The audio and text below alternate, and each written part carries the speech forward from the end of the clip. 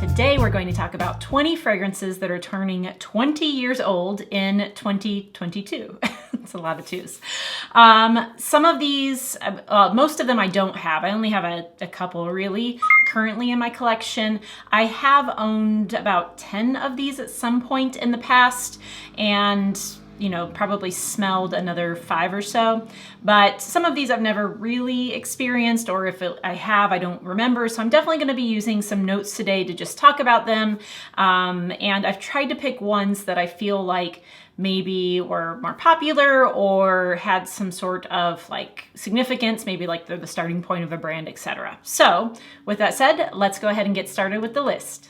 First of all, let me point out that I graduated high school in 2002, which is when all of these fragrances were released. So to some extent, this year has a bit of nostalgia, although I'm not a nostalgic person really at all. But definitely it's a time period that I was, using fragrances already, had like a little bit of a collection thanks to my parents. Thanks, Mommy and Daddy. They would buy me some fragrances for Christmas, my birthday, things like that. But some of these, like I said, I'm not super familiar with. And the first one is one of those. It is Clean from the House of Clean, or the brand Clean. And this one, I don't know if I've actually smelled before, but it was their very first release. So that brand came into being in 2002. And from what I read, this was definitely kind of what you would expect from the brand. It was a clean smelling fragrance. It was like musky, citrusy with some like light florals and a little bit of lavender, I think. So definitely sounds like it fits the brand, and maybe the current formulation of it is the same. I'm not 100% sure, but that was the first release from Clean, which is kind of cool. And although I don't really get too much into the house overall, there are a few scents that they have that I really enjoy. In particular, I really like Radiant Nectar, which is from their Clean Reserve line, but there are some others that I think are good as well. Next up is Liz Claiborne's Bora Bora, which is definitely still available. It was created by Khalees Becker. Not 100% sure if it smells exactly now as it did back then, but this is, I would say, kind of a floral fragrance. It has lily, tuberose, iris, I think some ginger and sandalwood, and definitely a lot of people compare it to J'adore from Dior, which makes sense. But this is something you can pick up super cheap now, which I feel like is always interesting. It's like some of these releases that maybe at one point cost quite a bit, or, certainly weren't cheap, over the years have become like very inexpensive. This is a fragrance you can pick up at the outlet stores for, I don't know, maybe $15 in many cases. So I don't know, I just find that really interesting. And sometimes I wonder what that's being released currently eventually will become a cheapie. So something to think about. I do want to throw in some men's releases here, and one that was released that I think had a kind of a significant impact in terms of just being well received is M7, the EDT from YSL. This was created by Alberto Marias, and although I don't think I've ever smelled the actual like original EDT M7, I have had a sample, I think, of maybe a more current formulation of it, and I'm not exactly sure if that was EDP or what. But this one is like this ambery, oudy fragrance. It has vetiver, definitely woody for sure. I think some like herbs to it and some citrus and musk. And this was when Tom Ford was the director for YSL, which I think kind of makes sense when you look at some of the early releases from his own perfume brand.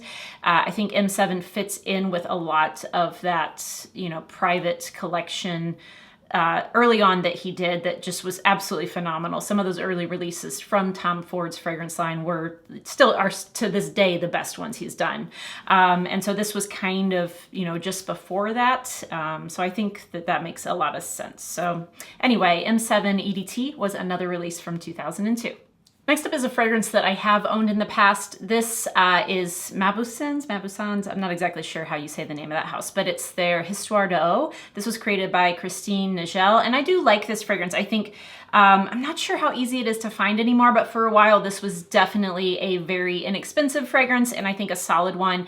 It was more of a spicy kind of, maybe somewhat ambery, leathery type of fragrance, a little touch of like citrusy orange with those spices that just made it really nice. I think if you do find it, it's a really good fall scent. Like I said, inexpensive. The packaging, super cheap. It's like solid plastic. That's it, just plastic. But I do think that for the price, it's a good offering. But again, I'm not sure if that's super easy to find anymore. So that one is called Historia O from Mabusin. I don't know. The next scent is one that my good friend wore for her wedding day. It is Vera Wang's Vera Wang, the original. And this one was Harry Fremont and Jean-Claude Deville, I think is who it was. This is a floral fragrance. I do think it fits well for a wedding. It's like lily, gardenia, kind of these white florals with some rose, citrus, can't remember everything else that's in it, but it's a nice fragrance. Not one that I ever chose for myself, but I definitely thought it smelled good. And like I said, I do think it made for a nice wedding fragrance for my friend. I think this one was the first from Vera Wang, and I also believe that it won some Fifis, if I remember correctly. So that's good. Anyway, that is another one. And next we're gonna check out another men's fragrance. The next men's fragrance comes from Giorgio Armani, and this is Armani Mania Pour Homme. I wore the Pour Femme version for a solid 2 or 3 years, off and on with some other fragrances as well. But this one I do remember coming out. I remember smelling it, sampling it in Sephora back in the day. And it came out after the original Mania. So there was this one just called Mania, and that got discontinued, and then they came out with Mania Pour Femme and Mania Pour Homme. I also have smelled the original Mania, and like I said, I'm very familiar with the Pour Femme, but that whole line was really popular, and I enjoyed it at the time. I still like it to some extent, for sure.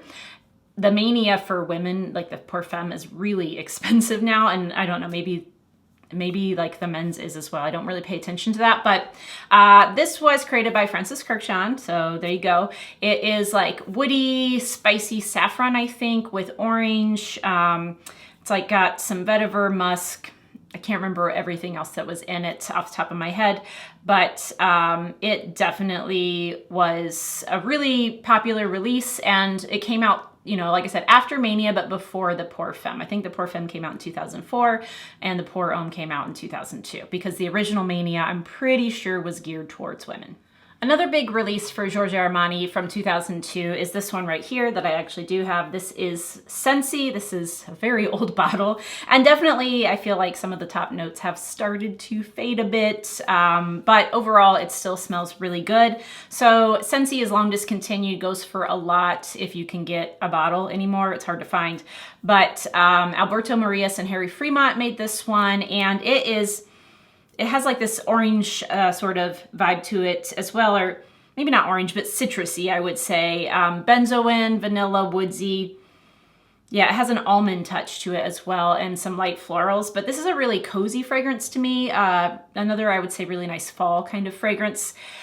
I don't really wear it much anymore. I definitely did at one point. Actually, my mom wore this for a while, so I have kind of good memories of that. Even though I didn't live there anymore, I would just, you know, when I would visit, smell this on her.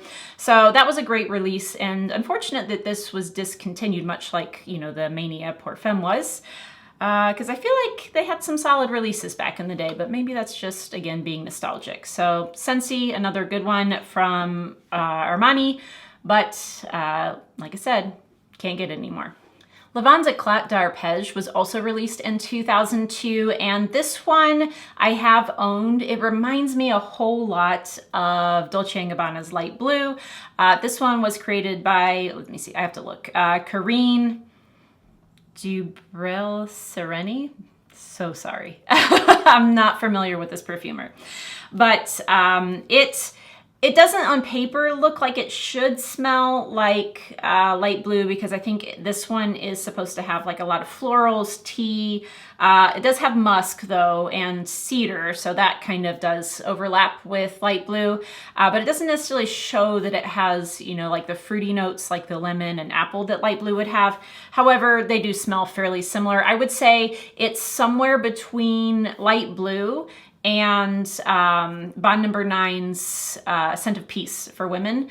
It kind of smells like in between those two to me. So I do like it. I don't need it because I can easily, you know, wear my other ones that smell similar to it. But it's a decent fragrance. And again, another one that's super inexpensive now. Lacasse Parfum was also released in 2002, and it was created by Claude, who's done a lot of stuff for like Zaharoff and lots of other brands as well lately. But this one, I don't think I have smelled. Maybe I have. I mean, I'm sure I probably smelled it on someone, but I don't think I've actually sampled. This one is supposed to be like plum, vanilla, I think rum, apple, and cinnamon, that kind of combination, which sounds amazing. I feel like I should sample this because it sounds like something I would even want to wear, but I haven't tried it. So if you have tried the Lacasse Parfum, let me know in the comments what you think, or if it's something that maybe a woman could pull off, because, you know, a lot of times that's the case. Another one that I used to own and definitely enjoy is Montblanc's Presence d'une Femme, I think is the name of it. And it was created by Michelle Améric. This is, I would say, another woody fragrance. It's like woody, peppery kind of. Again, maybe a bit of some like citrus stuff in there. It had perhaps, I think, a touch of vanilla, maybe a little bit of patchouli, but mostly more like the spicy, woody citrus is what I got from it when I wore it. And I think this one was the first release from Montblanc for women. So that was kind of a new thing for them. And I think they did a really good job. I certainly prefer it to a lot of other female Montblanc releases that have come out after that. So if you haven't checked it out, it's not super expensive and still easy to find as far as I know. So Presence d'une Femme is the name of it again. Kind of comes in this weird round silvery bottle.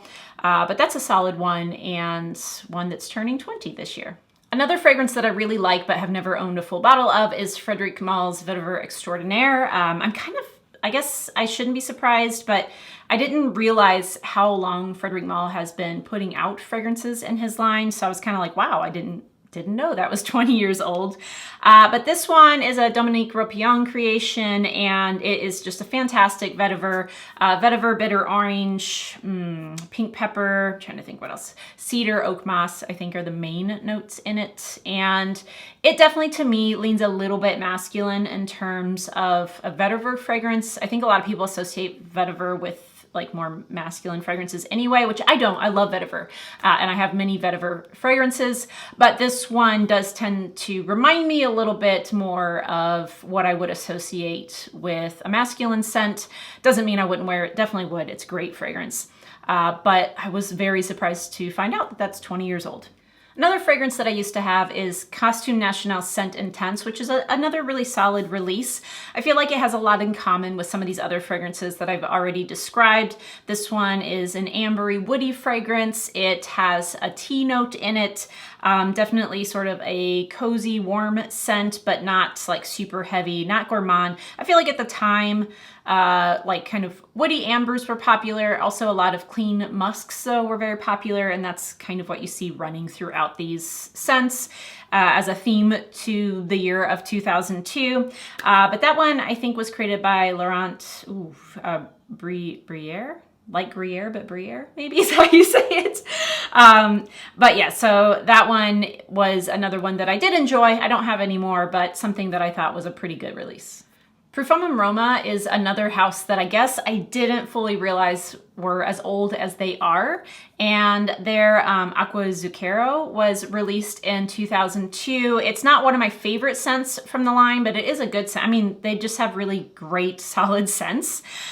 This one, I'm not sure who created it, but it's like, I want to say it's like orange blossom, vanilla, and kind of fruity a little bit too. So it's not bad, but like I said, it's not my absolute favorite. I like Dulcis, and Fundo. I am struggling today with the pronunciations. Please forgive me. But I like that one a lot. I like Confetto. I like the, gosh, there's like another, I don't know. There's several. There's a bunch that are kind of gourmand leaning from them that I really, really enjoy. That is another release from 2002. And again, a house that I just didn't fully realize how old they were. Speaking of that, here is another house that I didn't realize was as old as it is, especially because the woman who is kind of the founder of this brand. Does not seem like she's old enough to have had this brand for at least 20 years, but that's Ormonde. So this is Ormonde Woman, which was released in 2002. This is Cherie's, one of her favorite fragrances. She has the channel called The Top Note, and I picked it up because of her description. If you really want a great review of this, check out her channel, not mine, because she does a fantastic job describing this and will probably make you also want to buy it. But it is just a gorgeous, very like sophisticated scent that at the same time is easy to wear. I feel like I can wear this any day I want, no matter what time of year, no matter where I'm going. It's so beautiful. So this is a Geza Schoen creation, and this one has like this sort of powderiness to it, but also green touches. It has black hemlock, which I can't tell you for sure. I know what it smells like, but that's supposed to be in here. And then it has like sort of this grassy sort of vibe to it, a little touch of spice, some vetiver, of course, to give it sort of a woody greenness. I think there's violet in here as well. But it's just utterly beautiful. So like I said, if you really want like a solid review on this, I will try to find a video where she talks about it, but I will at least link her channel down below. Gucci's Gucci EDP for Women was also released in this year. It was created by Daniela Andrier, and it is a little bit hard to find now, although not impossible. I have owned a bottle in the last few years. I feel like this fits the vibe of a lot of the fragrances from this era. When I look at them and I compare them, you can definitely see there was a trend in what was popular. So here, this one, it did have some leather, which maybe was not as popular for women's releases at the time, but then it had like caraway, like an incensey vibe. It did feel woody to me, even though I'm not sure that that's like a note that was listed in here. Vanilla, spices, and a bit of florals. But yeah, I feel like it does kind of share a lot of similarities with some of the other, especially kind of woody feminine releases that I've discussed so far.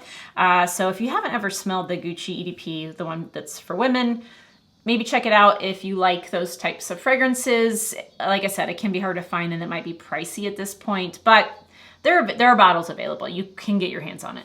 For men's releases, Creed's Himalaya was also released this year. Who knows who was the perfumer for that? We could have our guesses there, but this one I do enjoy. It's like citrus, musk, sandalwood, ambergris is in here, which I really enjoy, and cedar. I don't know if it's like my favorite of the Creeds, and in general, as you probably are aware if you watch my channel, I'm not like real big into Creed anyway. No, I don't even own any Creeds currently. I have, but I don't currently. I don't think. I don't think so. Yeah, this one I think is a nice, very pleasant smelling fragrance. It's called Himalaya, like I said. I like Viking too. Green Irish Tweed, I like that one too. I don't know. I probably actually like more of the men's releases than the women's, to be honest. But in general, not a big, person into Creed. So I don't know tons and tons about their fragrances, but Himalaya was definitely released in 2002. The next one is one that I have owned and I currently have a different formulation of, but I've owned this particular formulation in the past. It is Chanel's Coco Mademoiselle Eau de Toilette is what was released in 2002. I currently have the L'Eau Privée, which is like the one that you're supposed to wear to bed, which is exactly what I do with it. As you can see, I don't wear it tons, but I do wear it sometimes. It's pleasant-ish. I'm not a huge Coco Mademoiselle fan. I know that this is one of the most popular fragrances, just period, altogether.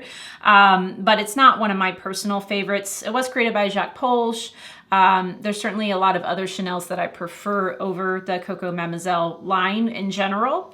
And even within the Coco line, I prefer Noir. It would be my favorite version of any Coco fragrance. But in terms of the Coco Mademoiselles, I think I do actually like the EDT and this one more than the EDP or the Intense version. I've tried them all, but this is the only one I currently still have. If you've never smelled Coco Mademoiselle, which you probably have, but if you haven't, it's kind of your classic like floral fruity patchouli. To be honest, I feel like a lot of other ones kind of follow the mold of Coco Mademoiselle, but it's like patchouli citrus. I think it has the lychee rose combo that's been popular for a while. Jasmine, I think vetiver. But like I said, it's a floral fruity patchouli is essentially what it is. Not bad, not knocking it. It's not a bad fragrance. It's just not my style of fragrance. However, definitely a huge release, like huge hit for Chanel, and still continues to be maybe their bestseller. I don't know about the EDT, but I feel like Coco Mademoiselle in general is probably their bestseller at this point. So that is Coco Mademoiselle, but the EDT version. The next fragrance is one that I asked my parents to buy me because I don't know why, because I really liked this particular celebrity, I think is why. And they did, because they're very nice, and I don't know what they bought it for me for, probably my birthday or something. And I hated it. I didn't smell it. I just decided I wanted it. But it is JLos Glow, and I do not like it. It's created by Louise Turner. And the reason why I don't like it is because it gives me a headache. It is definitely a white floral fragrance. I think it's like got some musk as well, but it's like jasmine and neroli, and it just, I can't do it. A little bit of like a woodiness to it, but overall it's a white floral fragrance. It was a really big success, like huge success. It was Jennifer Lopez's first fragrance that she ever released. So, you know, just because I didn't like it doesn't mean it didn't do well. It did fantastically well, but I still don't like that fragrance. So that was one that I was in high school. I remember being in high school when this came out. So maybe it wasn't my birthday. It must have been like in the spring sometime that they bought it for me, or maybe right before I went off to college. But yeah, they blind bought that for me because I just asked for it and I hated it. So sorry, Mom and Dad. All right, I'm definitely gonna have to use my notes for this next one because I can't remember all the perfumers for this particular fragrance. This is a men's release. It is Abercrombie & Fitch's Fierce, which I feel like people still like. I don't know. I only remember kind of what, I mean, like if I smelled the smell of the store back in the like late 90s, early 2000s, I could identify that, but I don't know that, it probably wasn't this one because this was released in 2002. So I don't know what fragrance that was, maybe just the original Abercrombie & Fitch. But this one, let me see here. So this was created by Christophe Laudamille, Bruno Jovanovic, and Carlos Benaim is who created Fierce for Abercrombie & Fitch.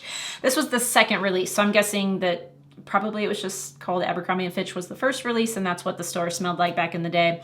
But this one was, or is, I don't know, I think it's still available. Fir, musk, vetiver, lemon, oak moss, I think, what was it? Woods in general, sea. So generic, right? I think it's like a decent fragrance, or at least people seem to say it's a decent fragrance. I assume I've probably smelled it, given that Abercrombie & Fitch was super popular at that time and I was their target audience. Yeah, I don't really remember it. I don't remember anybody wearing it, and I certainly didn't buy it. But that's Fierce from Abercrombie & Fitch. The last one I want to feature in this 20 released in 2002 / turning 20 in 2022, it's so hard to say, is from Dior, a big release for them. It was Dior Addict by Terry Vassar, and this one has been reformulated at least 2 times. It does not smell the same to my nose anymore as it did back then.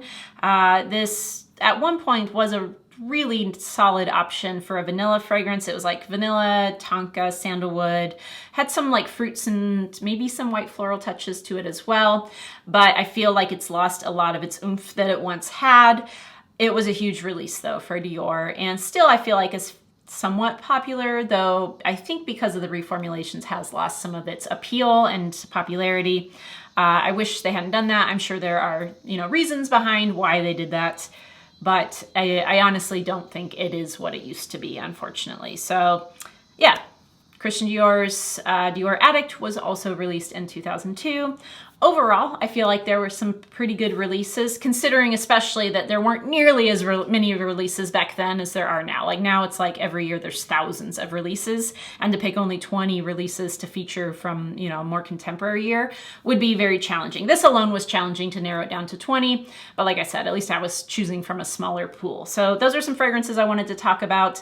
Interested to see if you wore any of these. Obviously, some of you are probably a lot younger than me and haven't worn any of these, but maybe some of you are my age or a bit older and you remember these as well. And I'd love to hear what you think, what you miss. Are there any others that were released in 2002 that you know of that you think would be worth a mention? Leave that in the comments so other people can see. And like I said, love to hear your thoughts about it. If you did like this video, found it interesting, please give it a thumbs up. Consider subscribing if you haven't already. Don't forget to hit that notification bell. And as always, I'll see y'all next time. Bye.